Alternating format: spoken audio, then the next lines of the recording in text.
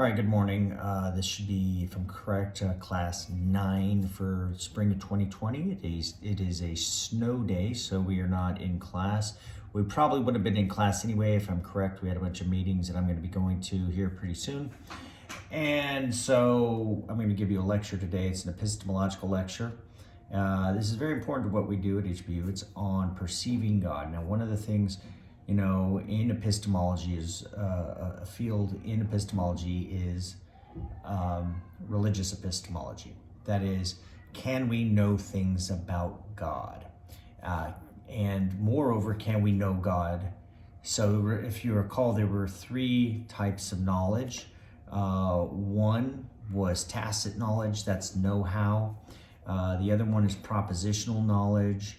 That's kind of like knowledge about it. We put statements, they're propositions that are either true or false. God exists, that's a true or false statement. And that's very important, especially to theology. God exists, God is a trinity, 3 persons in one God, each distinct persons from each other. And but then there's knowledge by acquaintance. And ultimately, this is when we say, I know God. Because even Satan knows about God.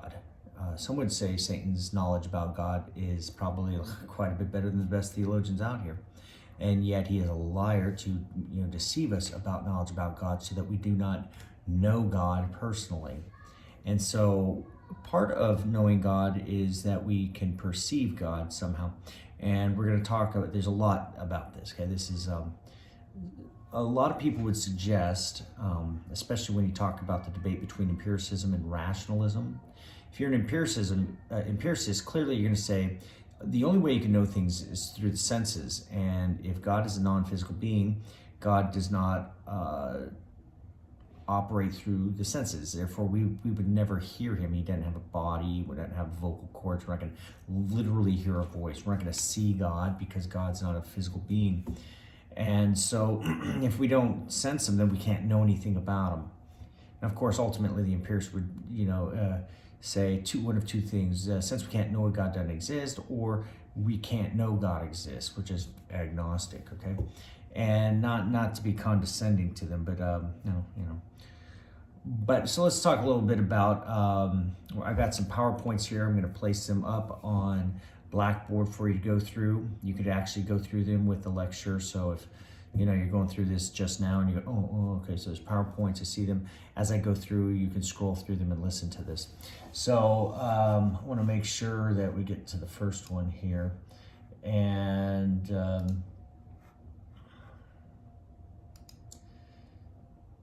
so here we got William Alston. This is from the book William Alston's Perceiving God. William Alston was a great philosopher. He was an excellent epistemologist, wrote an excellent book called Perceiving God. And it's dense, it's great epistemology, and I highly recommend it to anybody who's interested in the subject, especially if you're one of those people who are caught up in the debate of whether or not we can know things about God. Let it be known, if you are a Christian believer, your philosophical and intellectual worldview is much, much more rich than the atheists and secularists would have you believe, okay? Do not listen to them and do not let them define how intellectually rich our traditions are. We literally have the intellectual upper hand on this. So with that in mind, I want us to, we'll just kind of move ahead. So his book was Perceiving God, and we could talk about how we perceive God. And we asked the question, can direct awareness of God justify beliefs about God? And William Alston's going to say yes. Direct awareness of God can justify beliefs about God, just as direct awareness of me can justify beliefs to you or of yours about me. Okay, you come into contact with me, and later on you could say things about me. And interestingly enough, a lot of the things one might say about me, or anybody for that matter, is you could talk about my height, 5'10", which most of you are not going to measure, my hair color, which none of you care about. or the lack thereof. And you can talk about the glasses. Those are all physical things. And you talk about the things you see, or my voice. How many of you are going to be talking about the sound of my voice? Well, unless it's really annoying, possible, you're not going to be talking about. What you may be talking about is the content of what I say, and often the content of my character, who I am. But take note of those things. Those are not things you can verify through the senses. What you do know is those things through the things that you experienced. Okay. Now, of course, what does my hair color have to do with my character? Well, so there's something about me that you're experiencing that is me. And then there are things about me that you're experiencing, like my skin color, my hair, those are secondary qualities. Those are things about my body, but not necessarily about me. My body is something I have, okay? And so I exemplify things, and you experience me through that. Okay, we'll talk more about that. There's some possibilities he lists in his book and about perceiving God. One, all perceptions of God are genuine. That is, any perception you believe to have about God is true and real. No perceptions of God are genuine. That's another option, that if God doesn't exist, then you say you perceived God, then it's false. It's just because you didn't perceive anything. If it didn't exist, you didn't perceive it. Some perceptions of God are genuine. Means you could be mistaken about certain things. Like, just as you could be mistaken about me, you come into contact with me, you have certain perceptions about me, and you go, well, this guy was a jerk. And maybe you misinterpreted me, and turns out I'm actually a nice guy. Might turn out quite the opposite. You thought I was a nice guy in the beginning, turns out I'm really a jerk. Who knows? But some perceptions are going to be accurate, and some are not going to be accurate. Some are going to be true, and some are going to be false. That's true of even those with whom we have very little doubt about their existence. And God is no different. So we can be wrong about God. That's the point, is we could come into contact with him and draw false inferences. All right. Some perceptions of God are not genuine, meaning I just kind of went over that. This is the square of opposition in logic. All S is P, no S is P, some S is P, some S is not P. So some of our perceptions about God are going to be false, some are going to be true. I think that's a modest and a intellectually honest assessment of what things could be. And so that if somebody comes up and says it's of God, you can be relatively skeptical, but you could also have some confidence that some perceptions of God are genuine. Now, William Alston assumes that perceptual experiences are prima facie justified. What does it mean to be prima facie justified? In short, it just means that you are innocent until proven guilty. That is, your belief is innocent until proven guilty. You say, well, it seems to me that God has communicated to me X, Y, and Z, that I've perceived God in such a way. I was I was worshiping, and God gave me a word. I always hear this. And what do you do with that? Well, you can assume that it's justified. Whether it's true or false, that's another statement. But you could at least assume it's justified until that justification is defeated. You introduce defeaters into this, and these are reasons why you would not believe a proposition to be true. So it's prima facie justified in the sense that it is justified or innocent until proven guilty, all right? Moving on. So what are now we've talked about necessary and sufficient conditions. A necessary condition is something that has to be there for X to be whatever it is. So for a true statement to be true, the necessary condition might be for it to be a corresponding to reality. The necessary condition for a triangle to be a triangle, there must be a shape. If there's no shape, there's no triangle, okay? Also 3 sides, correct? Necessary for redness is to have color, but necessary for color does not require redness. It's sufficient for color to, if you say I have a colored thing, I have a red thing. It's sufficient to have a red thing to have a colored thing. You could have had a blue thing or a yellow thing and still had a colored thing because they're sufficient. It's not necessary to have a red thing to have a colored thing, but it is necessary to have a colored thing to have a red thing, because if you don't have a colored thing, then you certainly wouldn't have a red thing. If you don't have a shaped thing, then you wouldn't have a triangle. You need to have a triangle. You need to have a shape to have a triangle, but you don't need to have a triangle to have a shape. You could have a square. So necessary and sufficient are two different things. All right, and so we want to know what are the necessary conditions for one to have a genuine perception of God. And here are some of the options. First, he must exist. If God doesn't exist, you do not have a necessary condition for God, perception of God. So if, just like shapes don't exist, you're not going to experience a square, right? If God doesn't exist, you're not going to have a perception of him. But if you do have a perception of him, then you will, then he does exist, obviously. Can't perceive something that doesn't exist. It's the same thing with rights. Rights require, and I mean natural rights. Natural rights require God to endow you. If there's no God, then there are no rights. But if there are rights, and we all know there are real rights, then there is a God who endowed us. Great example of that. Anyway, second, so not only must God exist, but one must be in the proper relation or appropriate epistemic relation to him, okay? That means, look, for you to perceive me, you need to be in a proper epistemic position to perceive me. You're perceiving a video of me right now, okay? It's possible it's a deep fake. Probably not, okay? The probability is low. However, that you were not directly perceiving me. You're indirectly perceiving me. If this were an in-person lecture, you would be perceiving me a little more directly. There'd be less anything mediating, anything between the two of us, okay? And so you'd have a better epistemic relation to me to know that I exist, or to know about your perception of me, all right?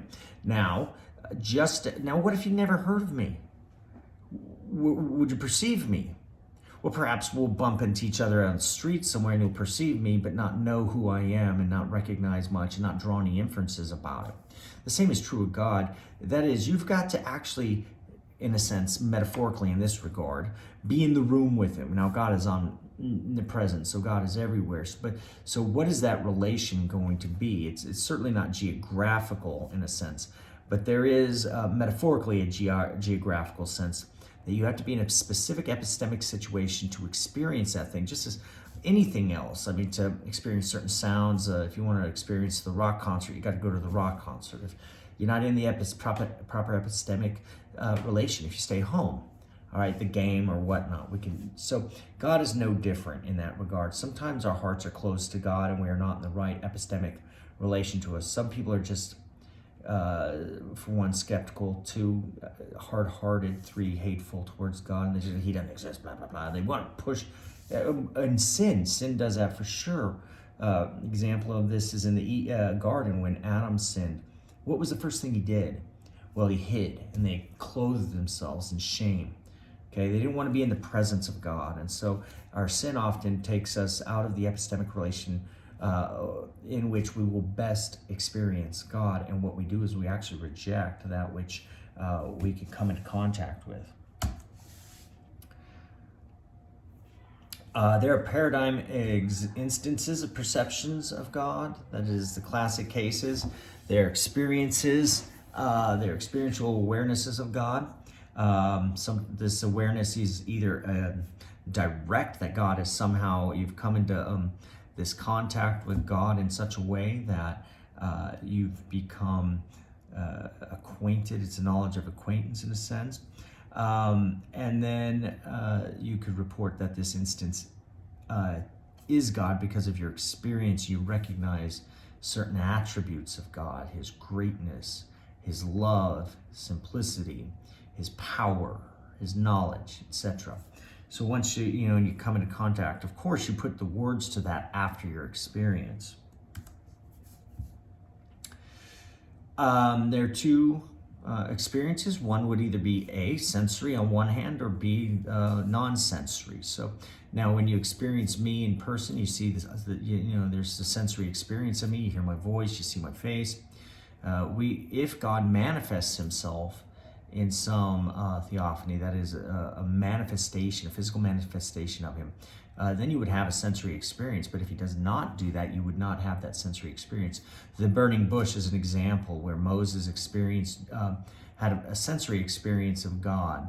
The incarnation of Christ, that people might, they would say they experienced God in this. When Thomas sees his hands, the risen Lord, and he says, "My Lord and my God," okay? And they've had an experience of the living God, the incarnate Word of Christ. And so you have the sensory sense. But for the most part, Jesus ascended. He is no longer present with us. The burning bush was a one-time event. And so our sensory experiences are going to be limited at best. I mean, there's a reason they're in the scriptures, but you don't put the things that happen every day in the scriptures. You put the things that are miraculous. So anyway, so moving on. The non-sensory is probably where we're going to more likely experience God. And so we're not going to experience shapes, color, sight, sound, the sensations that come through the five senses. We talked about justification for belief. So is there other things that we experience to justify belief? And the answer to that is yes. I mean, your own existence, even though you have sensory experience, even if you didn't have that, you'd be aware of yourself as a self. You have awareness of yourself.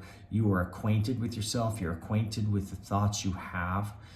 Those are things about you that you come into contact with that are not physical, and moral and other qualities that you have, and your emotions, your thoughts. We're going to talk about philosophy of mind here pretty soon.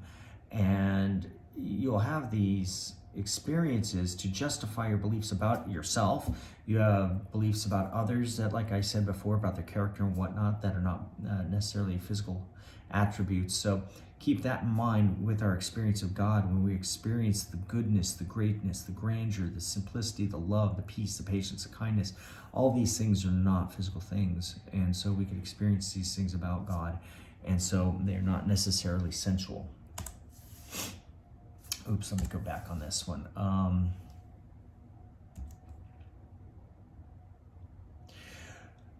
Now, this is an interesting one. Now, do you experience God himself, or do you experience his effects? Now, that's interesting, because we often talk about the arguments for the existence of God are often from his effects. That is, if there's an effect, there must be a cause. The universe is an effect. It was caused, therefore it must have a cause. I talked about rights. If I have rights, there must be a cause, or a giver, or an endower with rights. If there's a big bang, there must be a big banger, J.P. Moreland would say, right? And so we could talk about coming into contact with God and experiencing him directly, the presence of the Lord, or we could experience his effects. Now, a great idea, Billy Graham gave an example of this. He says, I don't experience the wind, I experience the effects of the wind, right? I don't see it. I see the leaves blowing, I see the trees swaying. And so what we know the wind exists because of its effects, rather than our experience necessarily of it directly. And so there are two ways we could experience God, is either A, through him, direct awareness of the presence of God, or two, the effects of God. And ultimately, coming into his presence is something we all desire, hopefully would one day desire to do. Sometimes it's a scary notion, right? Sinful man in the hands of an angry God, as the old sermon was, but our sin probably causes us fear of that regard.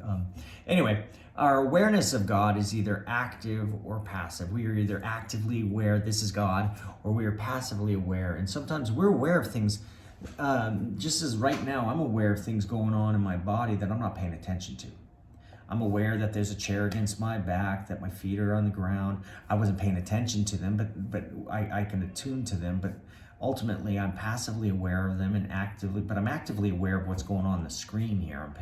My focus is there. And so our awareness of God could be either active or passive. Our options of experience. Now, there are naturalistic options of experience, and there are theological options of experience. Naturalistic experiences, now, it depends on what we're talking about here. If they're naturalistic, my assumption is that you would chalk it up to something physical, that that it probably is not true, but if it is theological, it has theological content. Naturalism doesn't necessarily mean that the naturalistic content doesn't necessarily mean that God doesn't exist or that what we're experiencing is not God, but that we're experiencing something that does not have theological content, that is aboutness of God. Okay, theological content of our experience of God can tell us about God, and it will tell us about who He is, His purpose for our lives, His character, His nature, the gospel, etc. Okay, there are two types of perception according to Alston. Now, of course, remember this is all according to William Alston. There are going to be other books and stuff written on the subject that are great too, but this is an excellent one. There's two types of perception. There's mystical perception and there's sense perception. Okay, so when I keep talking about this sense of character, this sense of something divine, Calvin called it the sensus divinitatis. Okay, the sense of the divine. This idea that you wouldn't talk about it like you would a table. I sense the table, I see it, it's square, it's rectangular, it's dark, it's light, whatever. It's hard, it's smooth. You wouldn't put it in those terms. Okay, you'd put it in other mystical terms. That when you, we talked about how you experienced color, and I think we did. The way your mom taught you color, your dad taught you color, is he pointed out things that were colored and he gave them names, right? And so he gave you like yellow and he pointed towards yellow things, towards blue and he pointed towards blue things. And you started to be able to abstract the color from the object and go, oh, blue is the color, not the hat. Yellow is the color, not the actual font or the words. Black is the color or shade, we'll call it, rather than the glasses, because the glasses can be a different color, but you know. So the color is, we learn the color by experiencing it. In the same way, in the mystical perception, we experience certain mystical things and then we name them and we tag them. But you do it because those things are basic, okay? That is, they're simple. It's called simple perception. When I experience yellowness, I can't explain yellowness, right? I can't sit there and say, okay, it's wavelength beta, you know, and differs from wavelength alpha, and I'm just making that up as I go along. No matter what, if you're blind and you know everything there is to know about color theory and wavelength or corpuscular theory, you don't know what it's like to see yellow, okay? But yellowness is something we perceive and we name it. And then when you see it too, you go, oh yeah, yellow. And we both agree because we both have that perception of it. In the same way, mystical perception is we name things about how we perceive God. And so we know what they are, we give them names. And so they're not physical things, but we do perceive them. And they're simple perceived objects. And simply perceived objects. And once you experience them, you go, oh yeah, I know what you're talking. You have a reference, okay? Mystical perception. It's something presenting itself. It's unlike sense perception in content, yet generally the same. That's sense perception presents itself. I think we discussed a little bit about that just now, that is. Alston asks this question: why suppose that the possibilities of experiential givenness for human beings or otherwise are exhausted by the power of our five senses? Why should I believe that the five senses are the only way to know things or to justify things? Why should I believe that? Can I justify the claim you can only know things through the five senses? That's a proposition. You can only, or one can only know things through the five senses. That's a proposition. And I say, I know that, which would say I have justified true belief, right? Did I justify that statement through the five senses? Can I see the truth of that proposition? Can I hear, touch, taste, smell any of that? And the answer is no. It's an assumption. It's a philosophical assumption based off of philosophical arrogance and condescension that suggests that we're just, you know, I can't see it, I don't believe it. Well, guess what?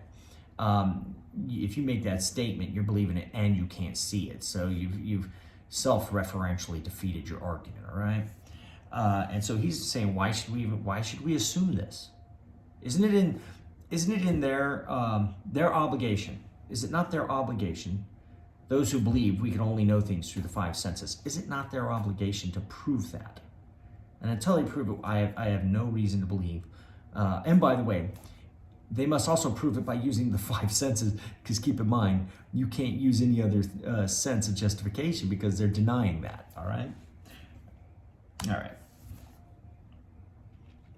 Alston understands mystical perception to have distinctive phenomenal content. Distinctive phenomenal content. What does he mean by it's different than physical content? Okay, so the content of color is different than the content of, say, your sense perception through the hands. You know, you put your hand on a table, it's either rough, smooth, soft, squishy, wet, whatnot, okay? The content coming through your hands is going to be much different in the way you perceive it, as is through your eyes or through your ears or your nose. So smelling a rose is much different than seeing a rose. All right, so in the same manner, mystical content should have a distinctive phenomenological or phenomenal content that is different than the way you perceive otherwise. And so that's the interesting thing about it. Even our moral understandings, if you understand this, you understand moral outrage, right? There's no physical content to it. You're not saying this is really hard, soft, small. This is wet, dry. This is colored red, blue. This is square. You don't say that. You have a different phenomenal account of it. It's distinct. Okay, and in the same way, your experience of God is going to be distinct from color or even from other things, perceptions that are non-physical as well. So what I'm trying to get at here is there's really no reason for us to believe that any experience of God needs to fall within the lines of how we perceive a human. Like, that's kind of the big critique there is why I always see there's a big old man in the sky, because he's not an old man in the sky. That's why. Okay. Perception of God are either sensory or non-sensory. Now, like I said before, if God decides to create sound waves or do something audible within your mind and you literally hear a voice, it may be God. It may be a hallucination, okay? Remember, some perceptions of God are genuine, others are not, okay? You need to ask the question, what justifies the belief that this one actually was it? Were you in the right epistemic situation? Were you in an epistemic situation that might have caused you to have a false perception of God, like dropping hallucinogens? Maybe you also have, a mental chemical imbalance. That happens. And so there's nothing immoral about that, but it may lead you to draw some false conclusions about reality. Okay, does it conflict with scripture, church teaching, doctrine, right? Okay, that, if you had it, you want to confirm it, you want to test it, test all things, as the scripture says, hold fast to that which is true. Non-sensory, there be a sense, like the sensus divinitatis, in a way that gives you a sense that something is true, right, and just, merciful. And in that way, you could experience God not just in a relational sense, not by acquaintance, but also through Him you get some kind of content with it, theological or otherwise. Two types of perception: hallucinations, mental imagery. We talked about that. A hallucination is something you see or perceive through the ears or the nose. You can hallucinate in many different sensory ways that are false, okay? That is, the hallucination gives you a view of something that doesn't necessarily exist, or it distorts reality in such a way that you don't see it accurately, and that you would draw a false conclusion about it, all right? Mental imagery is caused by something. Remember, we talked about direct realism and indirect realism. There may be a cause of your mental imagery that is perceptually accurate, okay? So it just depends on what the cause is. There's the outside and inner perceptual imagery. I don't want to discuss that one right now. That one, I'm going to get into that later. There's a much better discussion of that elsewhere. We could have awareness of God, which is, like I said, direct or indirect. We can know God through His effects, or we can know God through acquaintance, right? There would be absolute immediacy. That is, we know Him. And now, by the way, in a relationship sense, But even with humans, you could say I know about a person. There are people who study historical figures, know quite a bit about them, but what they don't know is that person. They don't have knowledge of acquaintance of that person. People get to know about their favorite actors, but then they meet their favorite actor and realize, oh, this is a different person. They're a much different person than I thought, because we knew propositions about them, but we didn't know them. There's mediated immediately, and there's mediate perception. So all this, whenever you see mediate, that means there's something in between. Absolute immediacy is just that direct awareness, that direct coming into contact with the individual. And of course, how deep, do you know those you even hear with the human body that you perceive? How well do you know them? And then you have mediated immediacy. There's something a little between, but you're still perceiving them practically, directly. And then there's mediate perception, that which has something between you, like such as the effect. You're knowing God through something besides just direct awareness. Experience of God includes being the source of, listen to this, all things other than himself, goodness, justice, morality as a moral